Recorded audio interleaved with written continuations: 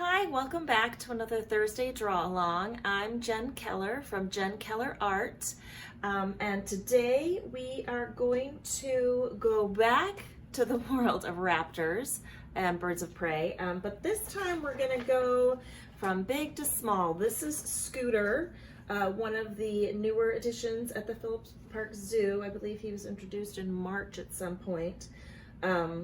And he is a gray morph screech owl. They're not very big, but they are super cute and really cool. And we are going to draw this this beautiful creature today. So get your pencils ready, your paper out, make sure you have an eraser, and let's get going on this gorgeous screech owl named Scooter. All right, you guys, let's start. So this nice photo of Scooter here is a little dark. So again, like what we did with Mario last week, is I lightened up the photo so we could kind of see the details a little bit better. Because when you're drawing, that's always a good thing. You really want to be able to get in there and see those details.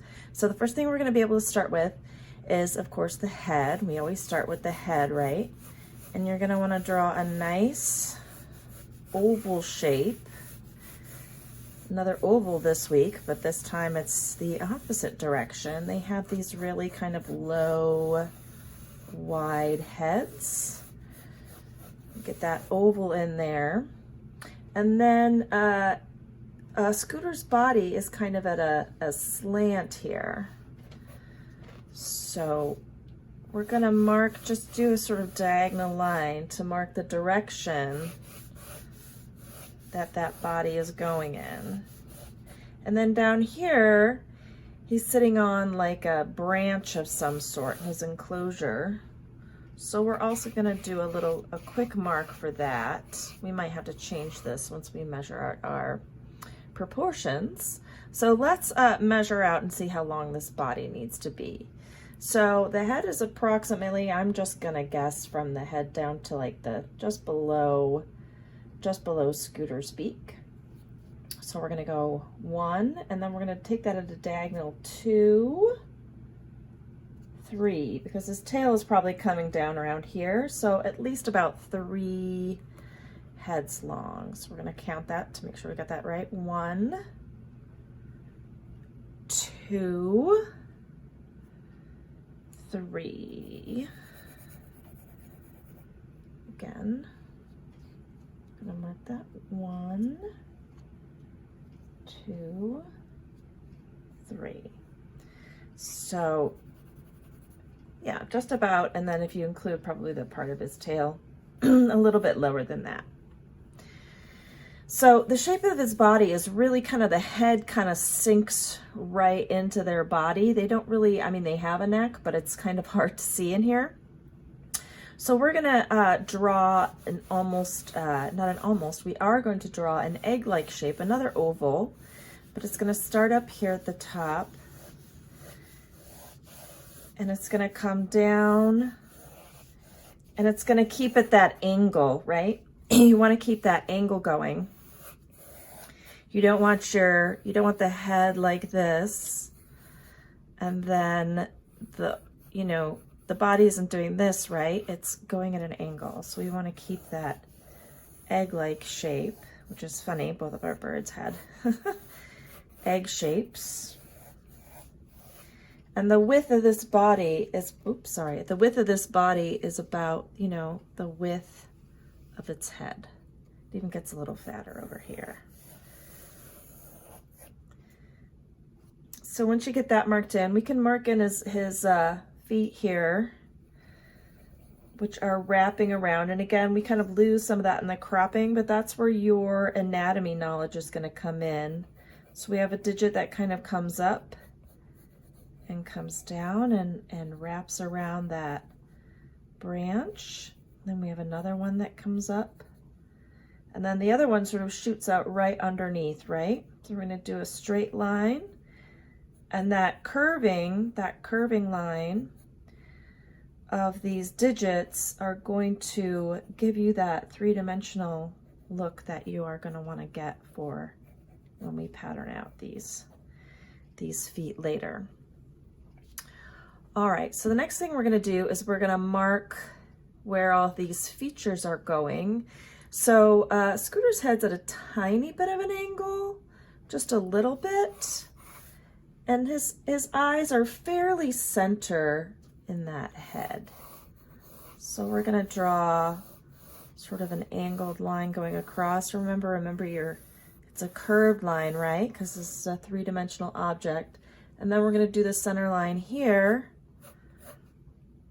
We're gonna mark again where the center of that head is. And remember, as we always talk about, the center is not the actual center, but it's the center of their head.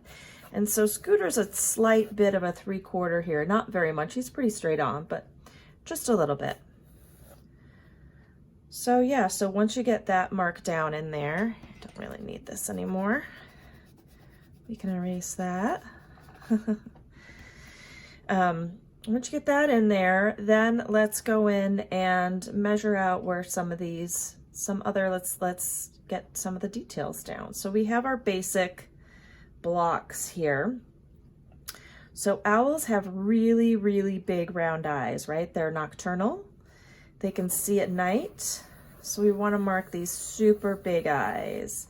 And I measured this earlier, but it's almost 1, 2, 3. It's a little, the eyes are slightly, the center is slightly bigger than one eye width, which is actually interesting because for humans, it is one eye width in between.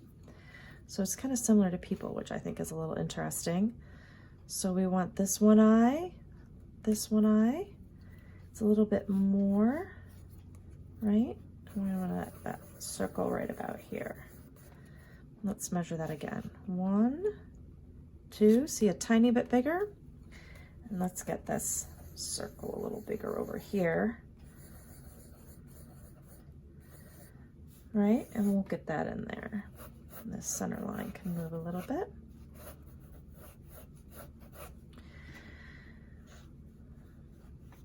So yeah, get those eyes in there. So now that we got that marked out, now we want to mark out where that beak is going to go. They have really small beaks compared to our other bird of prey, right? The eagle that we did not long ago. Their beaks are much, much smaller and right in the smack dab front of their head, but they're pretty powerful. Don't let that fool you. So the length of this beak is about the length of the eye. And then also it's just about one eye down too. So you're gonna take that measurement, 1, and we're gonna start that there. And you're just gonna do like a little oval for now, just to kind of mark where that is. And then we're gonna check that, and then we'll flush out that shape a little bit later. So next step, let's expand this body, right? Let's get the accurate shape in. So you're gonna come around the top of that head. It's gonna come down, and there's hardly any indention in here. Maybe it's a slight bit, but not much. That head really kind of comes around like that, or that neck, or a sweet owl, screech owl. And then again, I'm gonna come around, and there's a slight difference. There's a little bit of a shadow here. It's a little tricky. It looks like it was taken with a flash, or maybe there was a direct light. You can see the shadows here. So there's a little bit of an optical illusion about how wide he is. So we're going to bring that shape down like that. Now, we have to conquer the wings, right? Wings are always a little tricky. And this one especially, it almost looks like just kind of the wing just melts into his chest. It's a little tricky to see on this photo. So I did a little research, and you can see here, this is another gray morph screech owl, but you can see the differentiation of how those wings are coming out from the chest. So you can really see the differentiation that the sort of darker feathers, right, are more of that wing And then this is more of that chest. But all of this patterning, this really complex sort of modeled patterning that makes the birds sort of everything blend together, it helps with its camouflage. These guys live everywhere around here, but I've never seen one, and I hike a lot but I bet there's some that just are staring right down at me, though they're probably asleep because they are nocturnal. But yeah, but they just blend in so well. You can even see up here how its horns, that's one of the terms they use for these little feathers that stick up, blend right into the stick. It's hard to tell like what is stick right here and what is the actual ear. It's pretty cool. Or horn, depending on what term you want to use for it. So we're going to do, again, remembering that shape of that wing, and it kind of comes no further than where that eye, another curved line down, and it's going to come down around like this.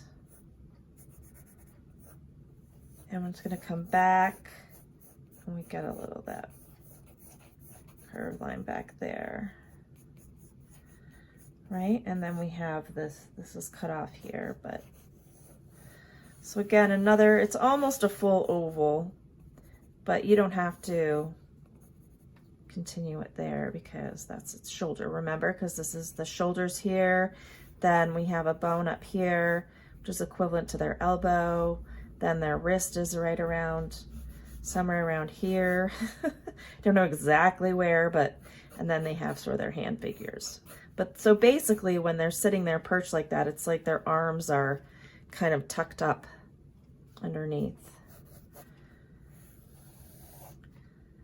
So now we have a lot of foundation lines going on, and so this is the part that I like to take my eraser and kind of erase that because it gets a little confusing then. So we're going to erase a lot of these foundation lines, keep your, your eyes and your wing markings and everything. Keep all that intact.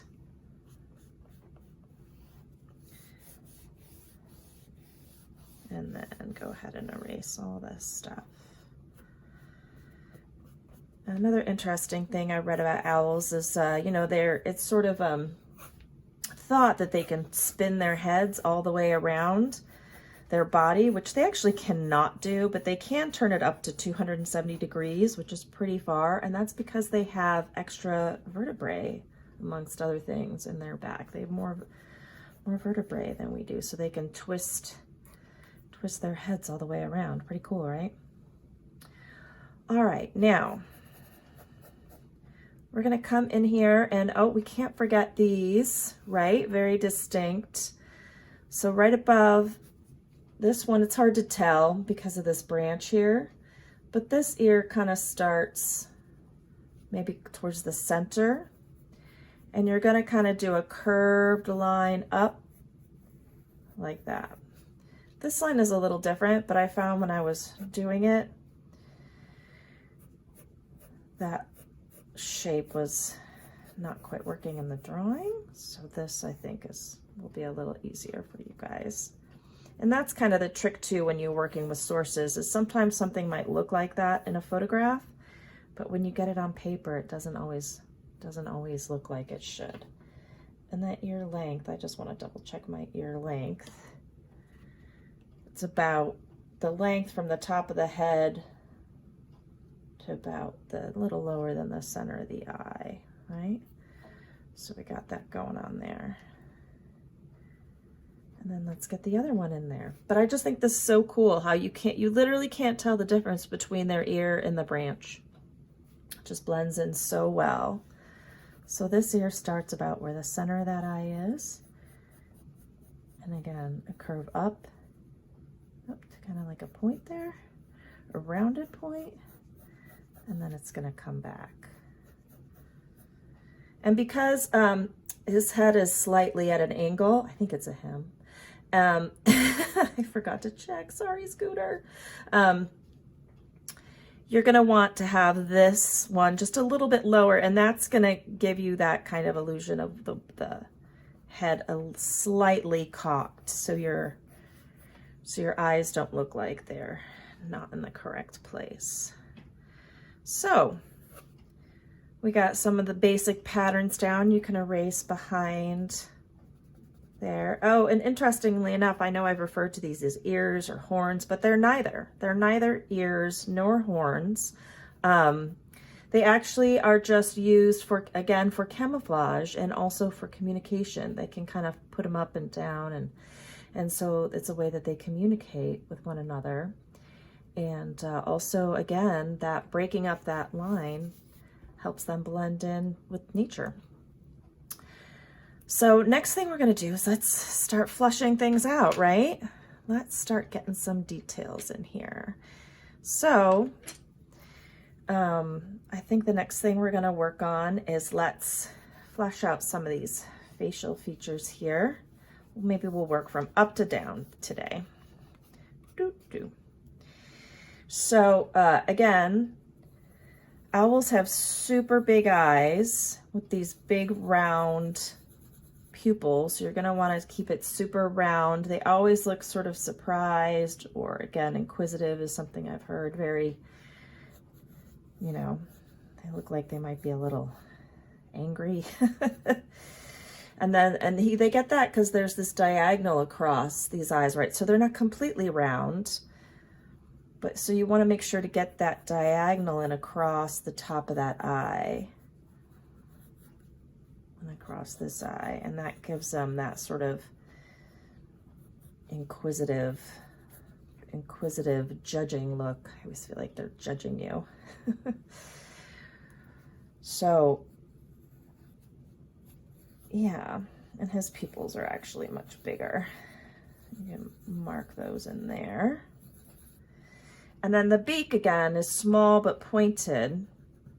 So I'm going to lighten this up a little bit, but keep my lines there. So you want to keep this curved line in here, and it's going to come to a point, and then it's a very subtle curved line back, about halfway up, and then you're going to want to do like a curved line out, and that's going to give you that beak illusion. You can also just do a little more simple ways. You can just do like a leaf shape like that, but I think adding in that little curved line kind of gives it a little more of a little more detail, right? So Scooter's coming along here. Got some of these basics of the face in there. Now we're going to come down and we're going to tackle some of this wing. Again, similar to what we did with our eagle, I like to sort of pattern out the shapes and spaces. So I'm just going to do a light oval right inside. And then there looks like there's some other short feathering here, right?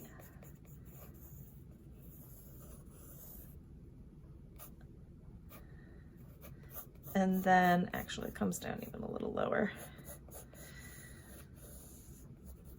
Birds.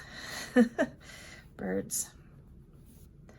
And then it has the longer sort of flight feathers here. So again, like we talked about with our eagle, you don't have to worry about doing every single feather. You can if you want to, but just to get that curve, those sort of curved lines in there. And these are almost like this shape, the way this wing is, right? Because the difference between this one is he's facing us, whereas when we did Pepper Ann, she was looking away. We kind of saw her back, but this guy, we can see his chest. So,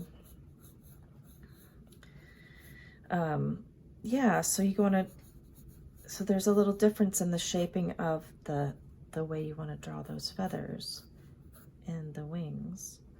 So little backwards J's, and then you can kind of fill in here some more. And then the same thing here, they're pretty dark.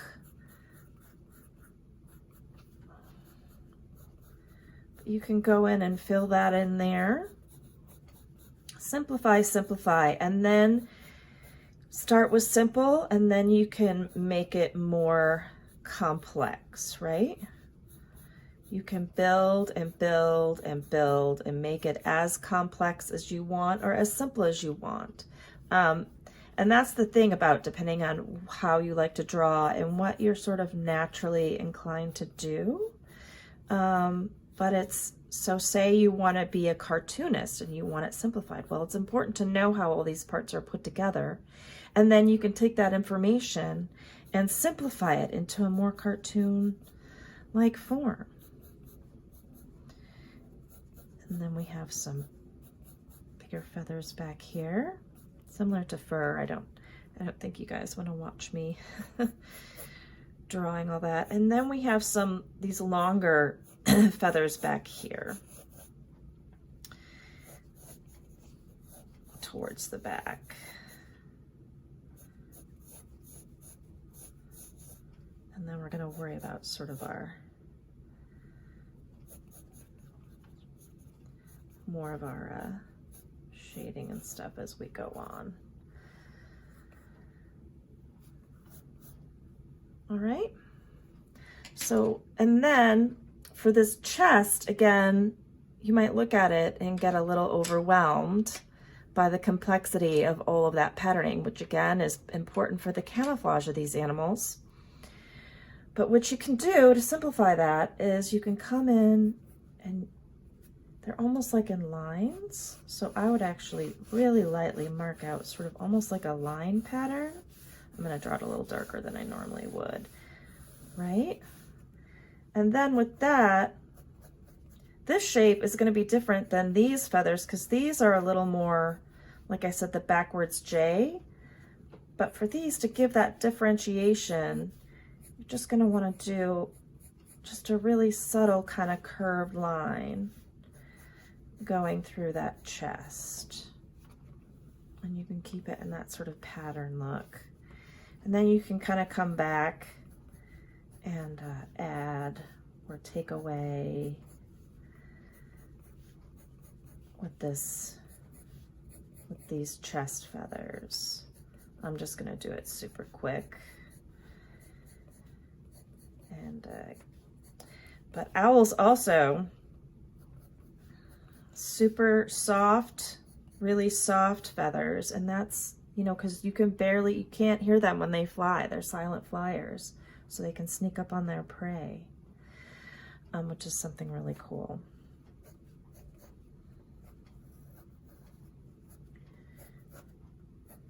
About owls. So once you get that in there, you know, you can do some more patterning. Let's work on some of the details of this face. So the feathering that kind of around their eyes, it sort of goes in a circular pattern. So you're going to want to take your pencil and almost sort of follow the line around, right? Does that make sense? Little curved lines around. And that's going to give it that really deep set look. And I'm going to color in my pupils here just so it looks a little more.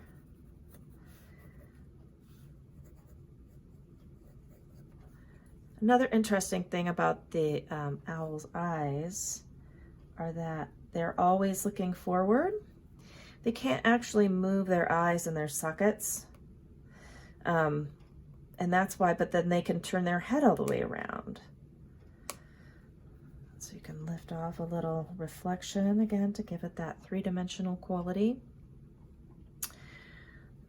Yeah, and but you can even do that. And then what else you can do is I'm going to start to work on some of this combination shading feathering pattern. So also around their heads, they have this sort of distinct curved series of feathering, and it almost looks like fur. Their feather is so soft, so you can almost do a sort of hatching pattern around that to get that look, right?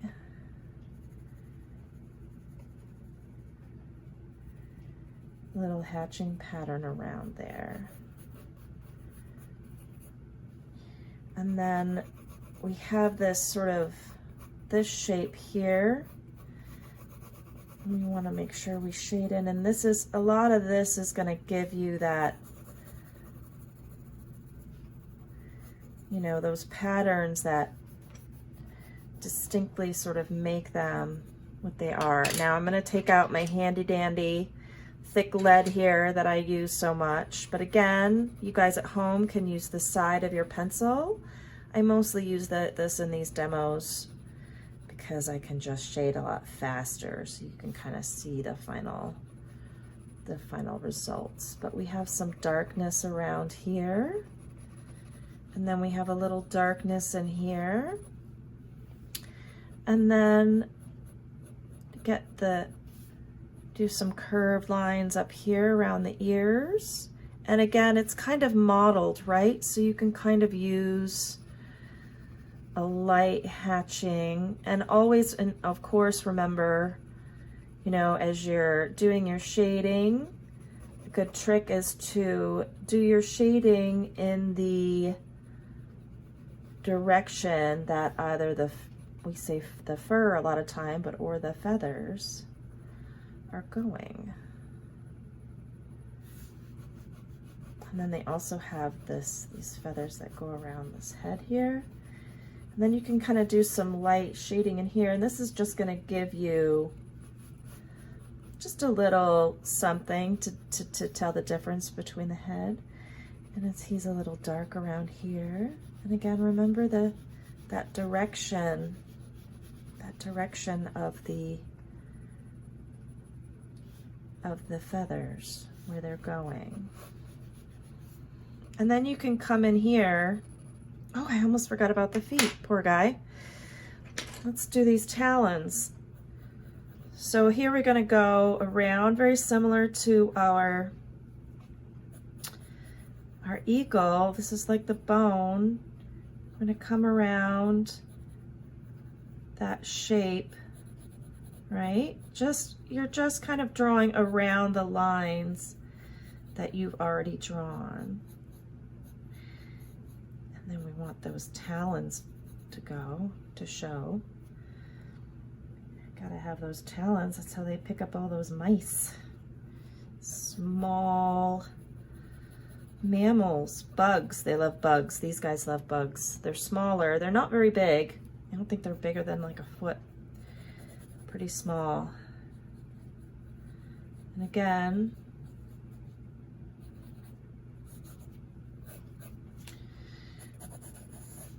you're going to want to draw around there. Make sure you get that branch in there. And again, we can't really see this, but again, this is when we study the anatomy, knowing where that stuff goes, a little shading back here. Then you can come in here, even on the tails, you see there's almost like a line pattern, striping. It's very subtle. And you want to keep that curved.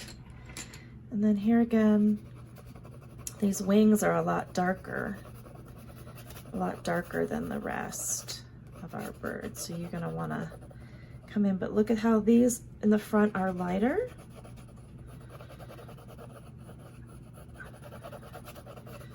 You're going to come in and shade that. And then you can even come in, and some of this patterning is a little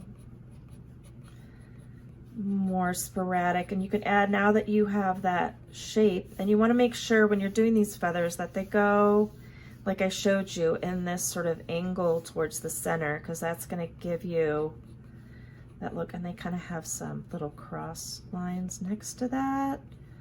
You can go in and add some details, and you can flesh that out. Shade that in like that.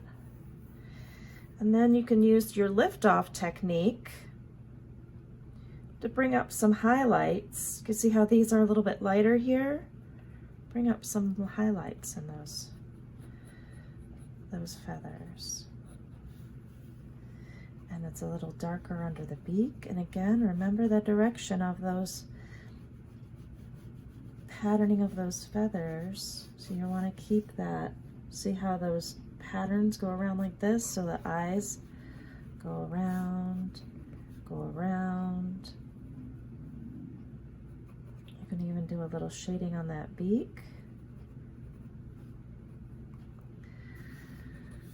So yeah, but there's our sort of more simplified version, but just as beautiful, of that screech owl, which of course they're named screech owl because they do not hoot. They kind of make a screechy sound.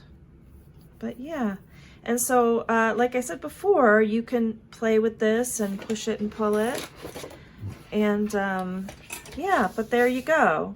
So here you can see in my final, I added a lot more shading to Scooter. Again, brought out, you see the shading around the eyes and around the beak, and you see how everything goes in a certain direction. And I darkened this up quite a bit, and then I could lift it off, right?